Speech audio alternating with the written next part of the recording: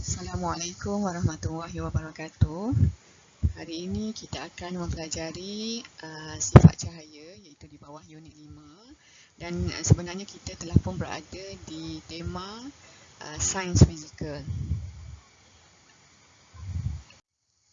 Objektif pembelajaran hari ini, teacher berharap semua murid boleh menyatakan bahawa cahaya itu bergerak lurus, dan yang keduanya, murid-murid dapat memahami kejelasan bayang-bayang.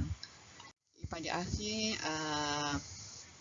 pembelajaran kita hari ini, teacher berharap semua murid juga boleh memberi contoh situasi ataupun contoh fenomena yang menunjukkan bahawa cahaya itu bergerak lurus. Dan yang keduanya, teacher juga berharap semua murid boleh menyatakan 3 jenis objek yang mempunyai kejelasan bayang-bayang bersama contohnya. Okey, teacher terus pergi kepada subtopik di muka surat 88 iaitu pergerakan cahaya. Okay, kalau merujuk kepada buku teks kamu 88, kamu nampak ada subtopik itu pergerakan cahaya. Okay, tahukah kamu sebenarnya cahaya bergerak? Okay, perhatikan situasi tersebut. Ada sumber cahaya dan ada seorang lelaki sedang menyanyi. So, kalau tengok pada cahaya tersebut, okay, cahaya itu kelihatan bergerak daripada sumber cahaya iaitu lampu di atasnya. Jadi, pergerakan ini adalah dalam garis lurus. Okay? Pergerakan ini adalah dalam garis lurus. Jadi, itu telah sebenarnya menunjukkan kepada kita bahawa cahaya itu dia bergerak lurus. Okay? Lurus sahaja. Okay, apakah contoh lain yang menunjukkan cahaya itu bergerak lurus? Okay, kamu juga boleh rujuk buku teks muka surat 88. Okay. Antara contoh-contohnya ialah cahaya daripada lampu kereta. Okay, cahaya daripada lampu kereta. Okay, kalau kita pasang lampu kereta pada waktu malam, okay, kita akan lihat cahaya itu akan terpancar ataupun akan memancar ke hadapan. Jadi menunjukkan bahawa cahaya itu bergerak lurus. Okay, contoh yang kedua ialah alur cahaya matahari pada cerahan pokok di kawasan hutan. Sebagaimana gambar yang teacher tunjukkan. Okay, alur cahaya matahari. Boleh nampak lurus sahaja. Jadi ini juga adalah contoh yang menunjukkan cahaya itu bergerak lurus. Dan kalau kamu rujuk pada buku teks, antara contoh lain ialah cahaya daripada lampu helikopter. Okay, cahaya daripada motosikal, okay, cahaya daripada mungkin cahaya daripada atap yang berlubang. Okay, kita akan nampak cahaya itu keluar daripada lubang tu. Okay, itu antara contoh-contoh situasi ataupun fenomena yang menunjukkan cahaya bergerak lurus. Okay, seterusnya teacher pergi kepada contoh eksperimen yang menunjukkan cahaya bergerak lurus. Okay, kalau kamu berada di sekolah, okay, kita mungkin boleh buat eksperimen mari uji cahaya bergerak lurus di muka surat 89. Tapi oleh kerana PDPR, teacher akan cuba terangkan eksperimen tu dalam slide hari ini. Okay, kalau kamu boleh lihat pada contoh gambar yang teacher beri, ada 4 kad, ada 4 cardboard yang dibuat lubang di tengahnya dan ada sumber cahaya. Okay, dan keempat-empat tu disusun secara sebaris lah. Jadi bila sumber cahaya diberikan dan tunjukkan ataupun diarahkan pada lubang tersebut, jadi cardboard yang terakhir ataupun yang kamu tunjuk tengok gambar tangan tu, okay, kamu nampak ada cahaya di situ. Okay, cahaya itu datang daripada sumber cahaya di hadapan. Okay, jadi ini telah menunjukkan bahawa cahaya itu sebenarnya bergerak lurus lah. Kita akan nampak cahaya kat belakang. Tapi seandainya kalau cardboard yang berada di tengah ni tercalih, jadi mungkin cahaya tidak akan kelihatan di cardboard akhir. Jadi bila ada lubang disusun secara sebaris, so cahaya daripada lampu sulur tadi dia akan kelihatan pada cardboard yang terakhir. Jadi ini menunjukkan bahawa cahaya itu sebenarnya memang bergerak lurus. Ini contoh yang kedua, gambar yang sama, eksperimen yang sama, cumanya gambar yang berlainan untuk teacher tunjuk bagi lebih faham lah. Okay, jadi yang ni pun sama, ada 3 karbon, ada lilin yang menyala sebagai sumber cahaya. Jadi ketiga-tiga karbon ni disusun dengan adanya lubang di tengahnya. Jadi apa yang boleh dilihat oleh murid lelaki ni? Jadi murid lelaki ni dia boleh lihat ataupun dia boleh nampak cahaya daripada lilin menyala tadi. Okay, soalannya bagaimana susunan kad yang membolehkan cahaya dapat dilihat oleh budak tersebut? Okay, bagaimana susunan dia? Susunan dia adalah secara tegak dan sebaris. Ketiga-tiganya disusun secara sebaris dengan kedudukan lubang yang sama. Jadi murid tadi dia akan dapat lihat cahaya daripada lilin yang menyala. Jadi ini pun juga membuktikan bahawa cahaya itu bergerak lurus. Kalau dia alihkan cardboard B ke tepi ataupun ke kanan, jadi mungkin murid lelaki ni tidak akan dapat melihat cahaya daripada lilin yang menyala tersebut tadi. Ini adalah contoh eksperimen yang menunjukkan cahaya bergerak lurus. Kesimpulannya, mudah saja, cahaya bergerak lurus. Yang ni untuk subtopik yang pertama tadi. Seterusnya kita pergi kepada subtopik yang kedua, muka surat 90. Kejelasan bayang-bayang. Bagaimana kejelasan dia? Bagaimana bayang-bayang yang terhasil itu sama ada jelas ataupun kurang jelas ke macam mana? Kita akan belajar berkenaan dengan kejelasan bayang-bayang. Kalau tengok yang ni wayang kulit. Wayang kulit juga sebenarnya dimainkan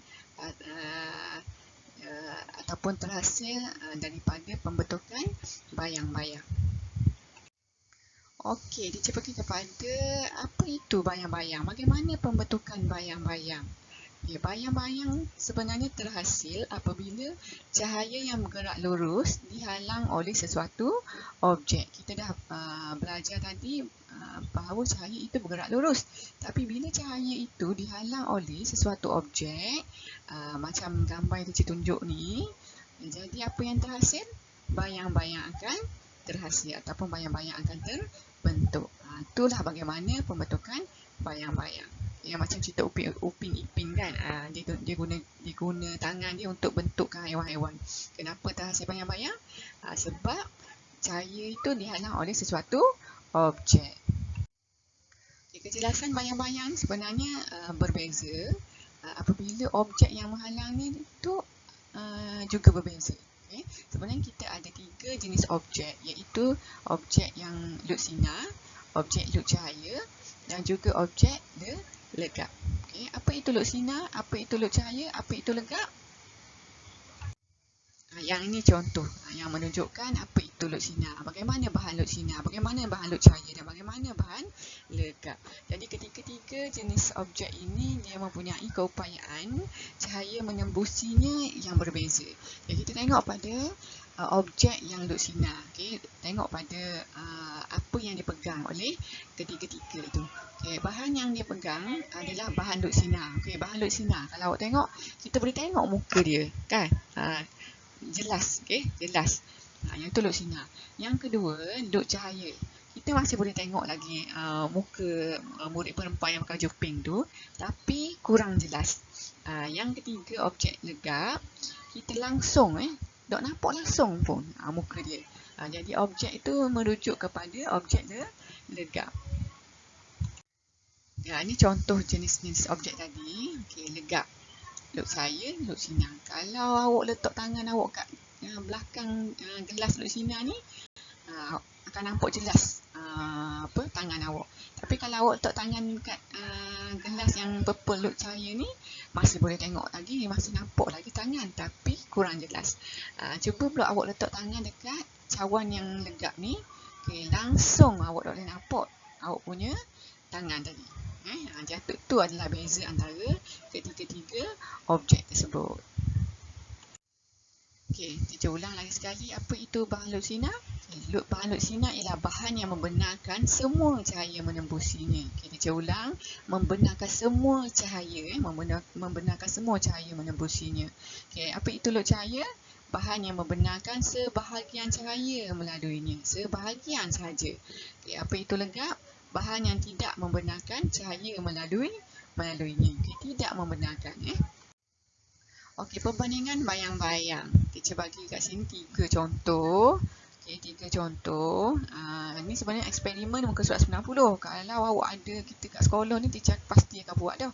Tapi orang ni kita PDPR, teacher ulang. Teacher terang kat sini je lah. Contoh objek teacher ada 3 kat sini. Satu kat Manila. Kat Manila ni, rasanya semua orang tahu kat Manila ni kertas yang keras gitu. Jadi kalau teacher suluh lampu dekat kat Manila, terhasil tak bayang-bayang? Terhasil tak bayang-bayang?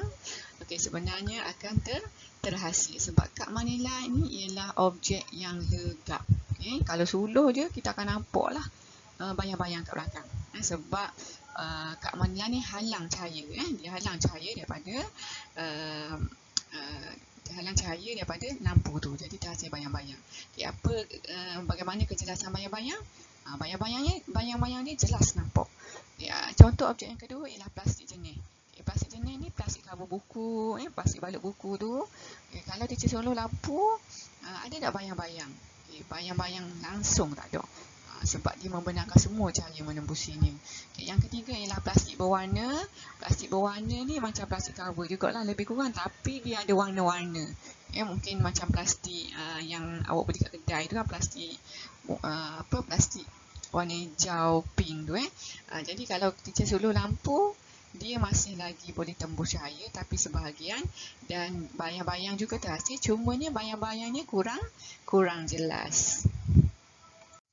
Okey, itu saja untuk hari ini. Itu saja untuk hari ini. 2 subtopik iaitu teacher pergi tadi berkenaan dengan cahaya, pergerakan cahaya. Cahaya itu bergerak lurus. Contoh-contoh situasi dia. Dan yang keduanya teacher pergi kepada kejelasan bayang-bayang, iaitu ada 3 jenis objek. Duduk sinar, duduk cahaya dan juga legap, bersama dengan eksperimen yang menunjukkan, yang membuktikan bahawa cahaya itu bergerak lurus. Dan duduk sinar, duduk cahaya, legap pun teacher tunjuk contoh bagaimana, apakah contoh-contoh bahan bagi ketiga-tiga objek tersebut. Jadi itu saja untuk hari ini. Murid-murid boleh teruskan untuk buat latihan pengukuhan. Assalamualaikum warahmatullahi wabarakatuh.